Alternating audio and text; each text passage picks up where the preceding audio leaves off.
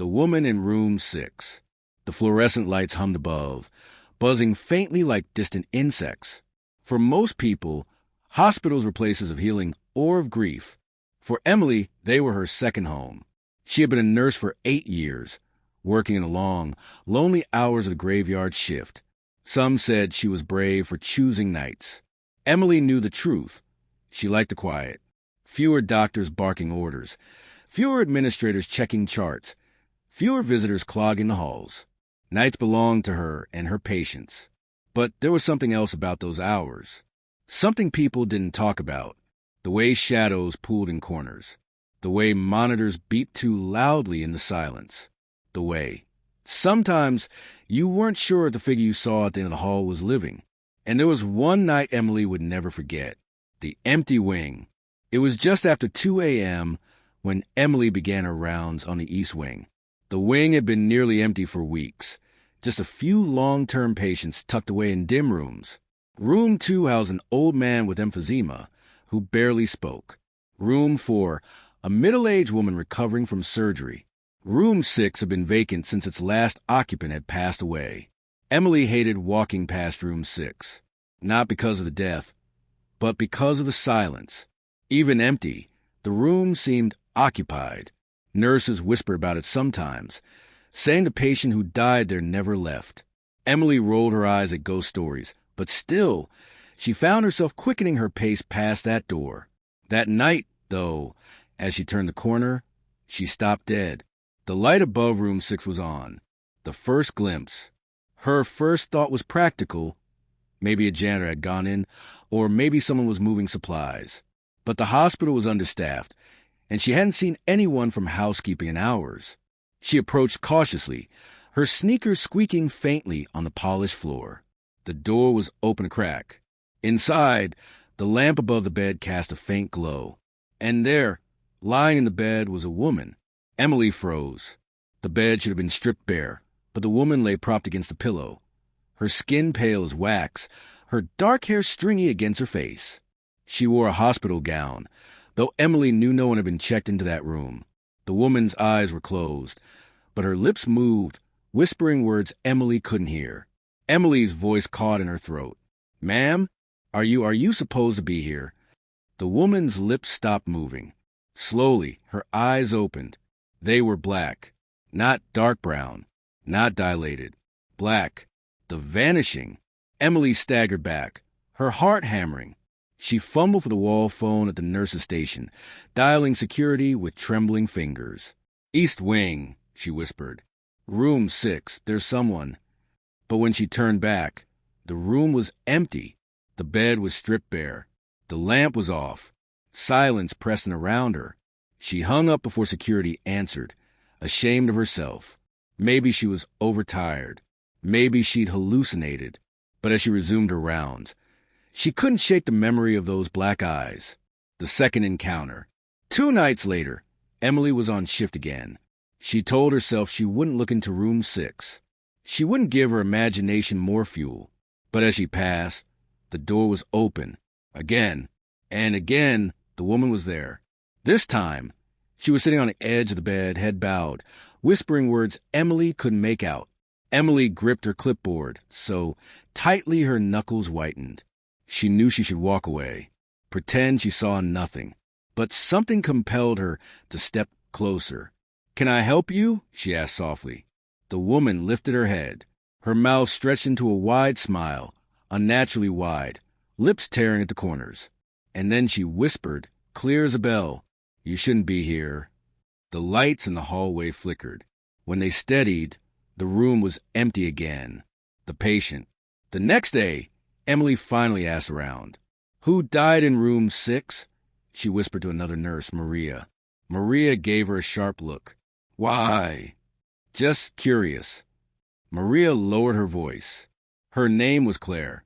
She was young, 30s, maybe, came in for pneumonia, but it spread fast. She didn't make it. Died in her sleep right in that room. Emily shivered. "And no one's been assigned there since?" Maria shook her head. "Doctors avoid it. Families say it feels wrong." The warning. The following week, Emily worked another night shift. She told herself she'd ignore room 6. But as she passed, the door creaked open by itself. The woman stood in the doorway this time. Her face was gray, hollowed. Her smile stretched unnaturally. Emily stumbled back, pressing against the opposite wall. The woman tilted her head. "It's coming," she whispered. Emily's voice cracked. "What's coming?" The woman took one step forward. The dark. And then she vanished. The final night.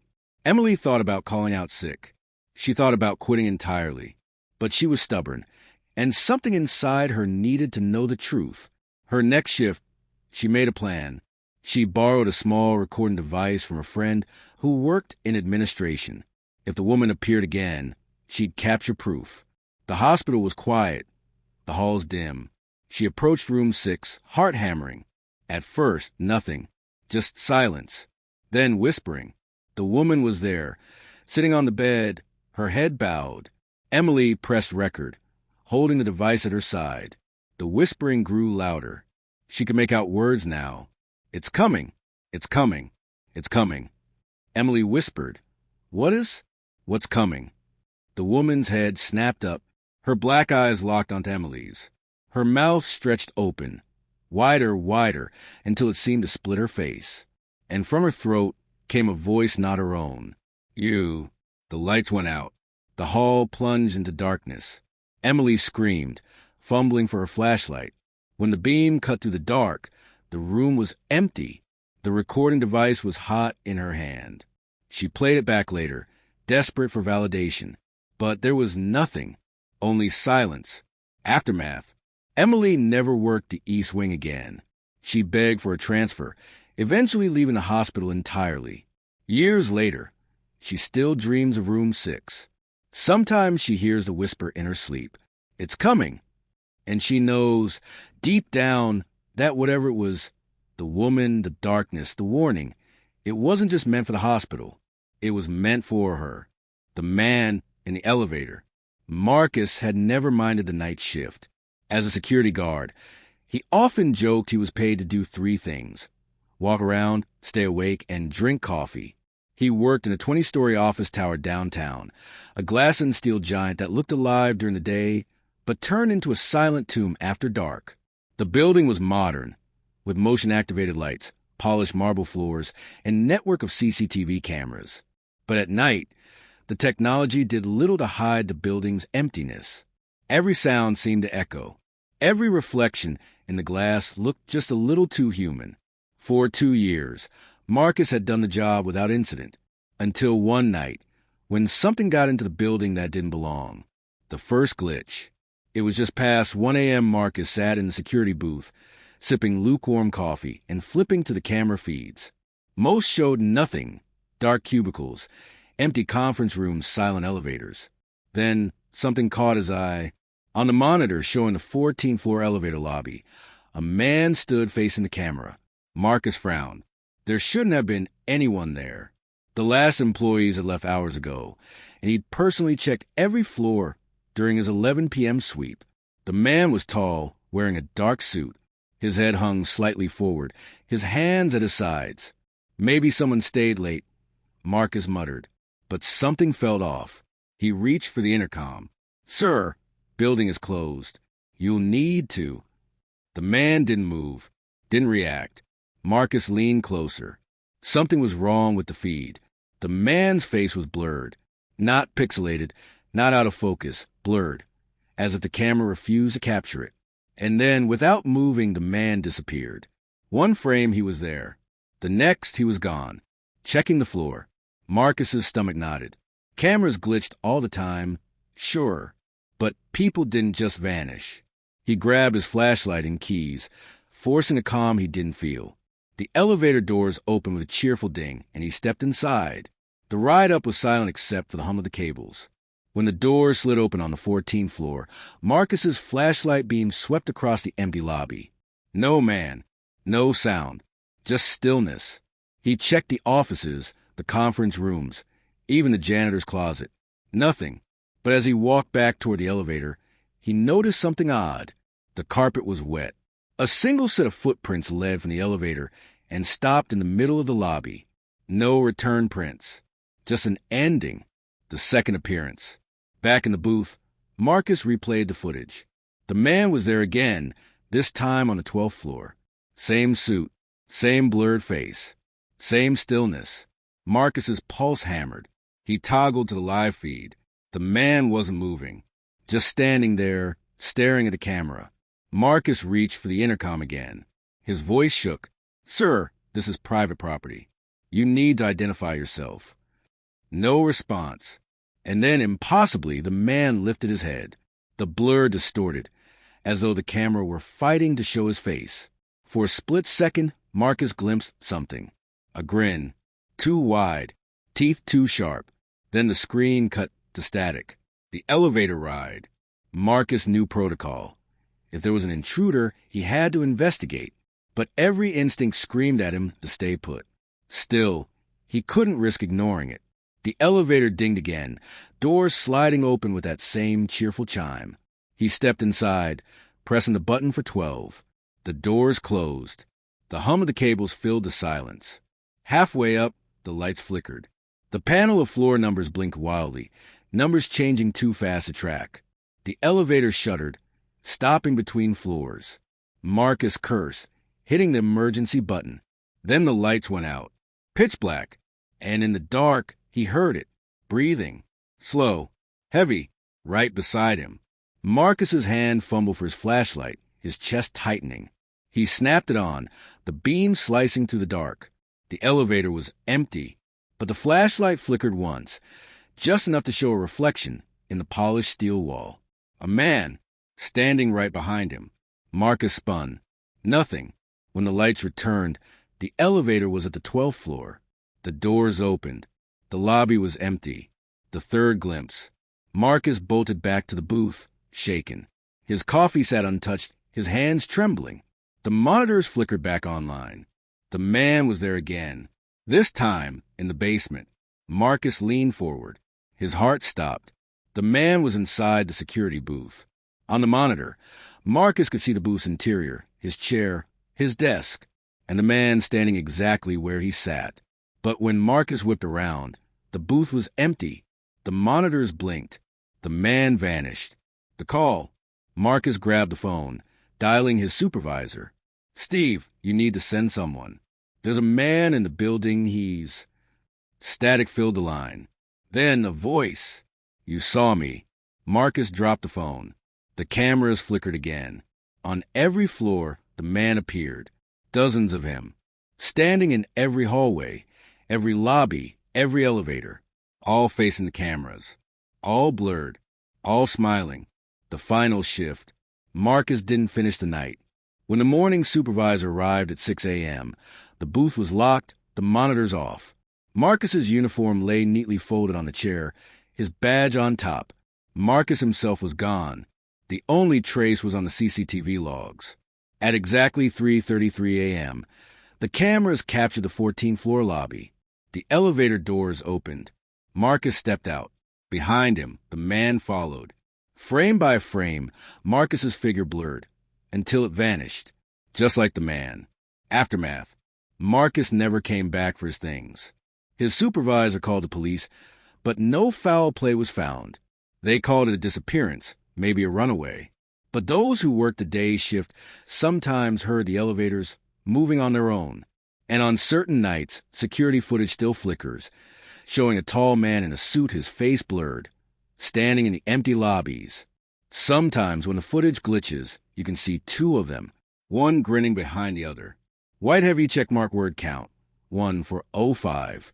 The customer at 3 a.m. The graveyard shift at a gas station was supposed to be boring. That's what Ryan told himself when he took the job. The pay was low, the hours brutal, and the fluorescent lights never seemed to stop buzzing. But there was a strange kind of comfort in the routine. Stocking the cooler, wiping down counters, watching the occasional late-night trucker or college kid stumble in for snacks. Most nights were quiet, until the one that made Ryan wish he had never set foot in that station. The still hours. It was late September, the kind of night where the air outside was cold enough to fog the glass doors, but the inside was stale with artificial heat. Ryan leaned against the counter, scrolling idly on his phone, the CCTV monitors above him showing empty pumps and deserted aisles. It was just after 3 a.m., the still hours, as the older clerks called them, the time when the world seemed to hold its breath. That's when the bell above the door jingled. Ryan looked up. A man had walked in. The customer. He was tall, too tall, maybe 6 feet 6 inches, with a frame that seemed stretched thin under a dark hoodie. His jeans hung loose, but his movements were stiff, mechanical. What struck Ryan first, though, was his face, or rather, the lack of it. The hood shadowed most of it, but what little Ryan could see didn't look right. The skin seemed pale, waxy, like plastic stretched too tight. The man didn't look at the shelves, didn't browse. He walked straight to the counter. Ryan forced a smile. "Evening. How's it going?" The man didn't answer. Instead, he set something on the counter. A single, old-fashioned glass bottle of milk. Ryan blinked. They hadn't carried glass-bottled milk in years. "Oh, where'd you get this?" he asked. The man tilted his head. His neck moved at an odd angle, too far, like a doll's joint. Then, in a voice that sounded like it was coming from a broken speaker, he said, "Do you have more?" The camera glitch. Ryan's smile faltered. "Sorry, man. We don't stock this brand. Haven't in forever." The man didn't blink, didn't move. Ryan shifted, glancing up at the monitors. On the camera feed above him, the counter was empty. The man wasn't there. Ryan's stomach dropped. He looked back. The man was still in front of him. Closer now. The warning. Ryan stepped back. "Look, buddy, I don't know what you were." The man's hand shot out, gripping Ryan's wrist. The fingers were cold, clammy, too strong. The hood slipped back slightly. Ryan saw the face clearly for the first time. The skin was pale, almost translucent. The eyes were wrong, completely black, no whites, no pupils. The mouth stretched wider and wider until it split at the corners, teeth glistening in the harsh fluorescent light. And then the voice came again, louder this time, warped and layered with static. "Do you have more?" Ryan yanked free, stumbling back into a display of chips. Bags crinkled and toppled the floor. When he looked up, the man was gone. The door hadn't opened. The cameras hadn't caught movement. Just gone. The outside. Ryan tried to convince himself he was overtired, hallucinating from too much caffeine. He cleaned up the chips, hands shaking, and kept glancing at the door. The minutes crawled. At 3:33 a.m., the bell jingled again. Ryan's heart leapt, but no one was there. The door had opened on its own. Cold night air swept inside. The cameras flickered. And outside, near Pump 4, Ryan saw him.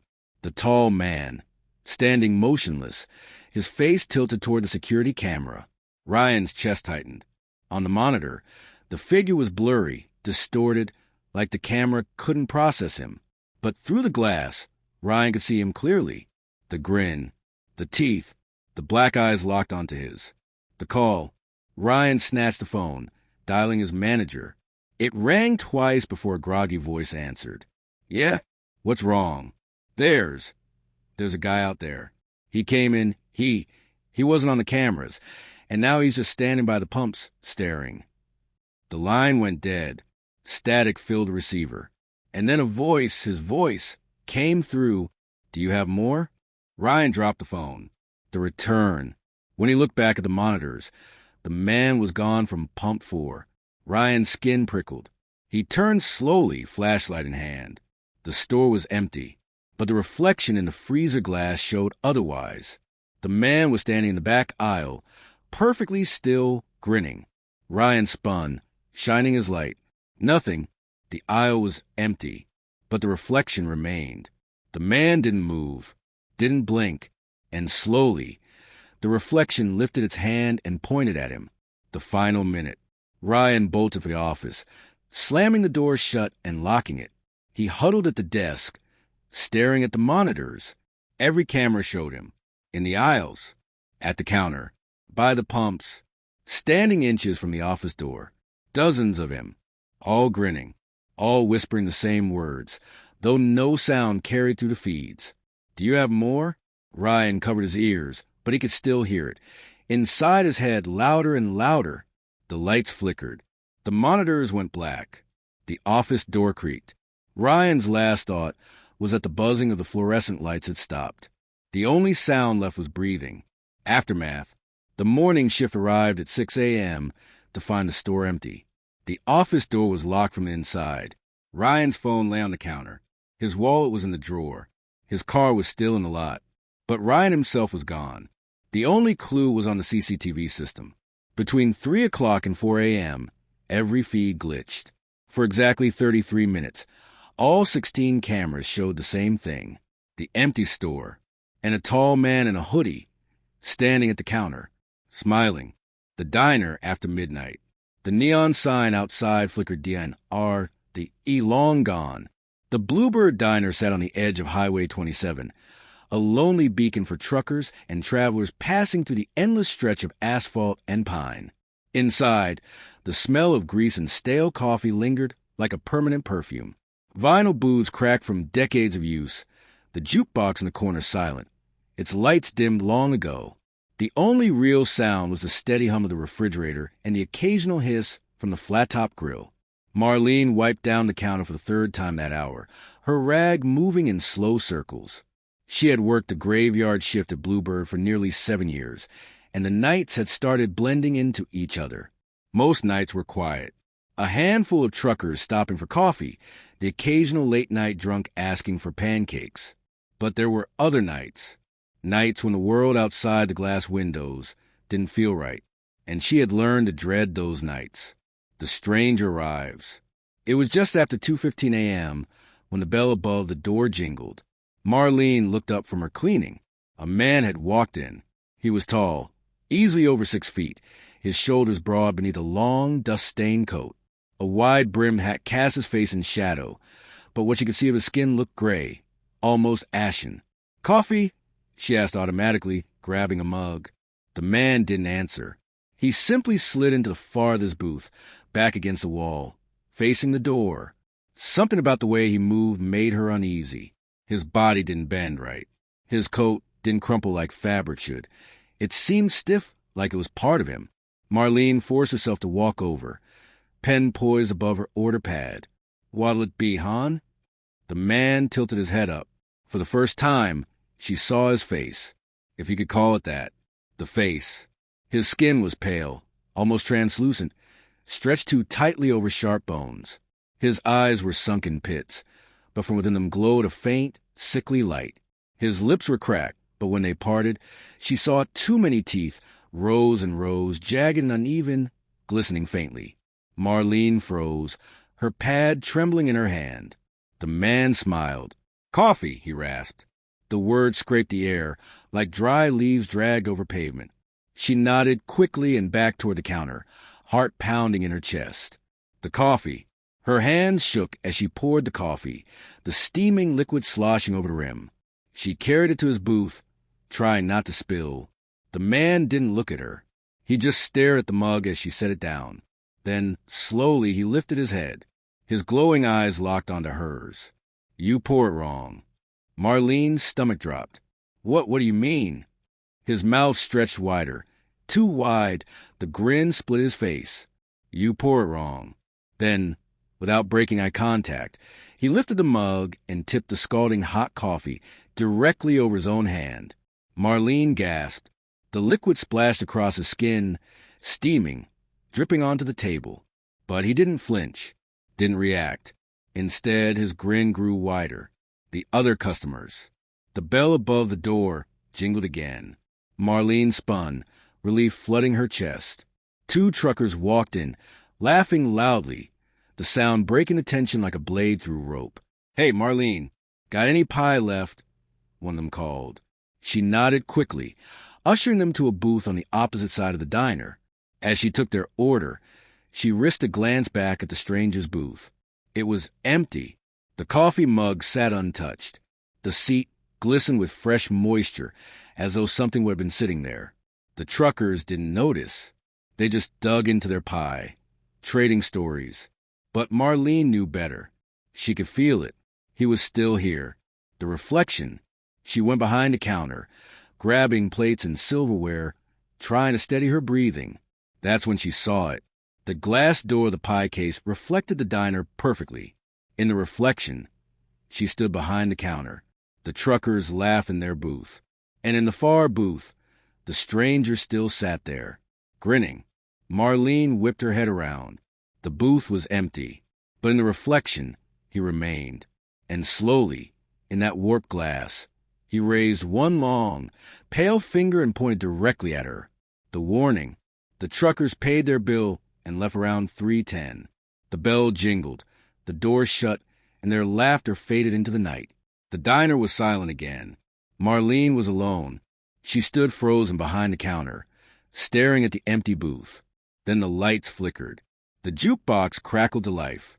A single note played, warped and broken, and from the speakers above, a voice whispered, "You pour it wrong." The walk-in. Marlene dropped her rag, heart hammering, and stumbled into the kitchen. She had to get out, had to breathe, but the back door wouldn't budge. The handle rattled uselessly. Then she heard it, the heavy, wet sound of footsteps. Slow, steady, approaching. She turned toward the walk-in cooler.